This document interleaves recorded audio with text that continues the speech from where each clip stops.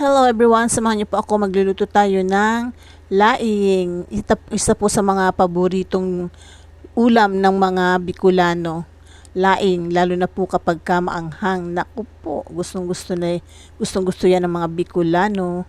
Anyway, umpisahan na po natin ang pagluluto. Nagpainit na po ako ng kawali and then maglagay po tayo ng konting mantika at 1 tablespoon of butter. Gagamit po tayo ng butter para sa paggisa. So, ayan. Uunahin po natin ang luya. Gigisa po natin ang luya hanggang sa lumabas ang kanyang aroma. And then, isunod po natin ang sibuyas.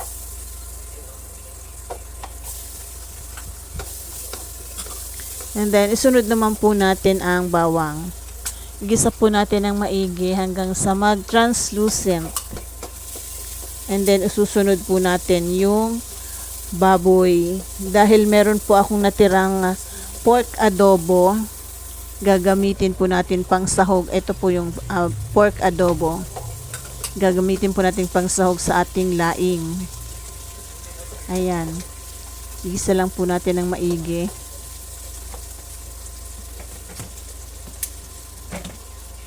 And ilagay na rin po natin yung tuyong dahon ng gabi. Pag po ako nakakuha ng, sa amin po kasi sa probinsya, pati tangkay niyan, sinasama ko po sa pagluluto. Pero pinatutuyo ko muna. Now, ito pong nilalagay natin ngayon ay yung pinagpakuluan ng manok, chicken stock.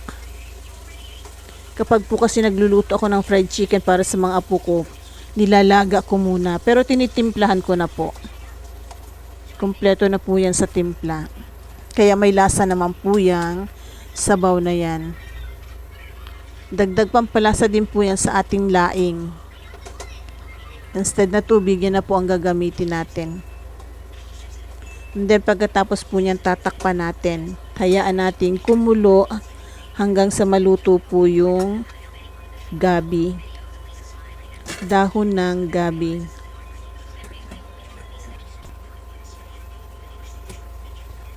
So this time po, check natin. Ilalagay na po natin yung gata ng nyog. Ayan, para po para po matipid sa gata, dapat po lutuin muna natin yung dahon ng gabi sa tubig or sa chicken stock kagaya ng nilagay ko nga po kanina. And ngayon naman po nilagay na natin yung gata at ang dried dilis. Yung pong tuyong dilis na maliliit, galing pa po ng Bicol yan. Salamat po sa aming kumare na nagbigay ng pasalubong, mga dried fish. So this time po haluin muna natin. Ilagay na rin po natin yung kakanggata. Pag ako po nagugulay ng gabi, hindi ko po hinahalo ng sobra-sobra para po hindi siya makate.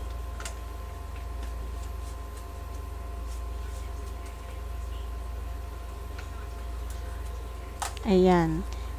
And then, ilagay na rin po natin dito kukuha po ako ng pangsabaw dyan mamaya para sa aking apo. Kaya hindi ko po agad inilagay ang sili. Baka po kasi ang hangang sabaw, hindi makakain yung aking apo.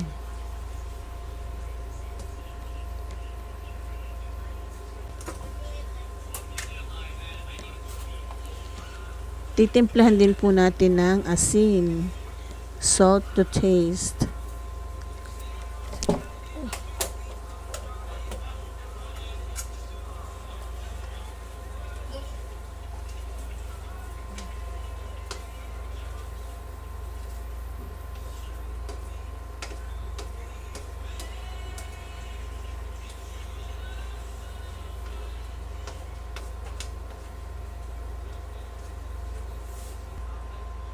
Ngayon, nakakuha na po ako ng sabaw para sa aking apo. Ilagay na po natin ang sili.